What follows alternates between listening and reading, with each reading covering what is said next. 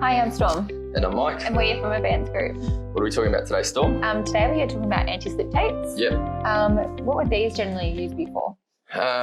These would be used predominantly on stairs, but occasionally on ramps. Okay. So they don't work the best on ramps, unfortunately, because people are sort of decelerating with their feet as they're walking down a ramp, and it kind of pulls on the adhesive a bit. And depending on what it's stuck to as to how long it will last on a ramp.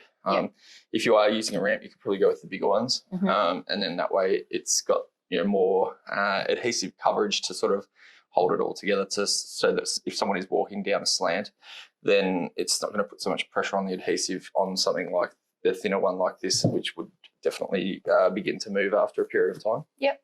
So they're obviously used to prevent falls and slips and stuff like that. Yep. So in Australia, the majority of injuries come from slips, trips and falls.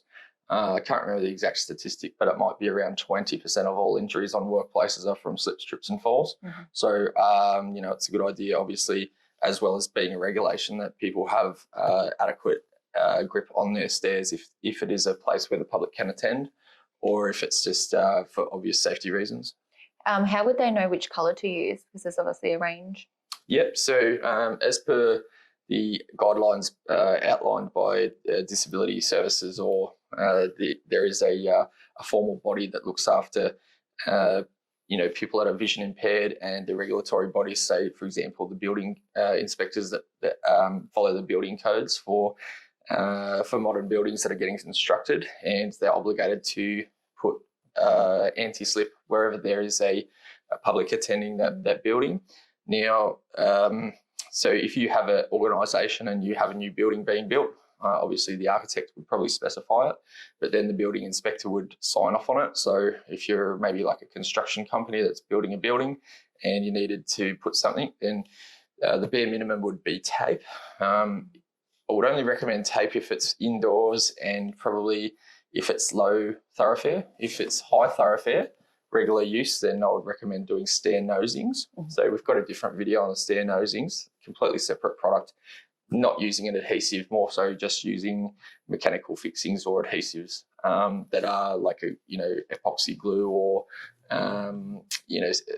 one of the other polyurethanes or something. Can they use it outside, or is it just for indoor? You can use it outside, but I don't recommend it. If it's getting wet and immersed in water for any period of time, it can come away, and especially things like porcelain, like it just won't even hardly stick to porcelain. So some people try and stick this onto their porcelain tiles and it just comes away within a week or two, especially if it's raining. So mostly I would always only ever recommend this for indoors. How long do you think it would last inside for? Typically 12 months-ish, depends on how much traffic. So if it's very light traffic, you could expect it to last years. If it's very heavy traffic, like, it might not even last 12 months. So in some ways, I almost think of this as like a temporary application, or, just a budget, quick fix, temporary solution. I wouldn't necessarily choose this for a long-term application, especially if there's a high thoroughfare.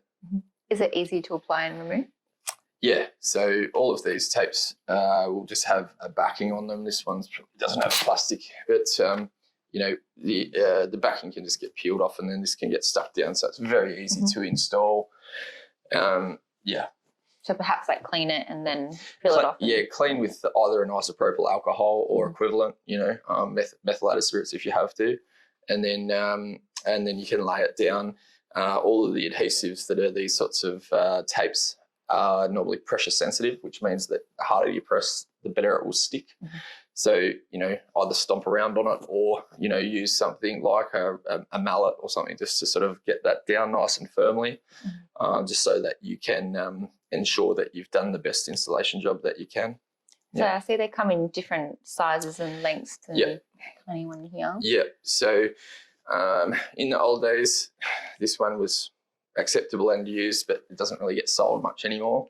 So that's 25 mil, but I don't really recommend that. That's probably like a 5 metre roll. And the problem with that is it just doesn't have enough adhesive coverage. And if your foot is, sort of putting pressure as you're going up and down the staircases, it does tend to just move and eventually will just break away. Yeah.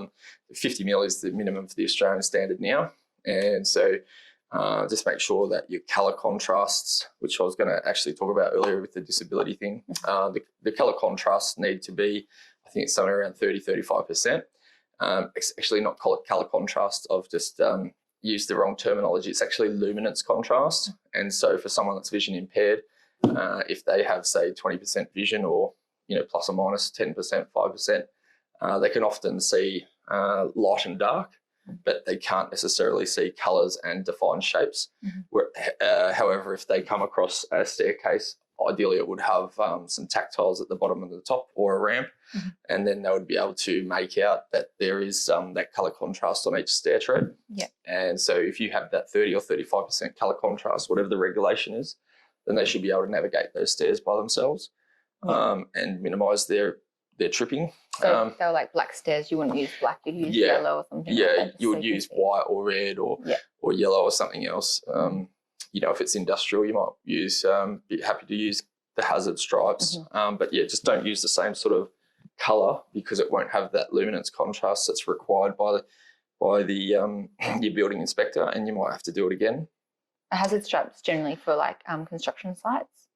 Not just construction sites, but just anywhere that's industrial. So, you wouldn't use it in anywhere that's got an architectural, thing to it. So, if it is not just a work site, but somewhere that's a factory or some sort of manufacturing plant, anything like that. Is the red and white one anything? A lot of people would just choose the colours based on personal preference. Generally, in the safety industry, we consider yellow and black. It's normally used for the risk of a hazard, red and white risk of death. But in stair treads, I guess, you could choose either and it wouldn't really necessarily mean anything. It might just be a personal preference when it comes to that sort of thing. Yeah. So when ordering on the website, are there different sizes and meters and stuff you can... Most of them are 18 metres. There has been some suppliers who have done 20 metres, but the majority of the time it's 18 metres. So, it does say on our website normally whether it's 18 or 20 metres, but, if you are unsure, if it just says a roll of it, you can probably assume it's 18 metres. Do you offer applying it for anyone? So we've done it in the past for people. So if you do need it installed, you could always contact our sales team for a quote. That's pretty easy. If they needed to, like if these are the standard ones and they needed much more than this, can they get a discount for buying them in bulk? So as per everything on our website, you can get two different sorts of discounts. One is the trade discounts. So if you think you qualify for a trade discount, you can contact our sales team and they will set you up with an automatic discount on our website. And what that means is once you log in with that email address that gets registered, you'll be able to see your price. And the other discounts is for bulk. So on every product page that you find the products on our website, you'll see a button that says view quantity discounts. And when you click that, it will pop up a table. And then you'll see the price for bulk, which is compounding on top of your trade price. So that's a good way to save money. Do they come in any other colours? Yes, we are missing grey from this selection. So we've got 50 mil, 75 mil. This looks like 150 mil. That's looks like a 300 mil. But there's also 200 mil widths, and looks like we're missing 100 mil. This might be 100 mil here. Or was that 75? That might be 75. So so there's all different sizes in the different colours.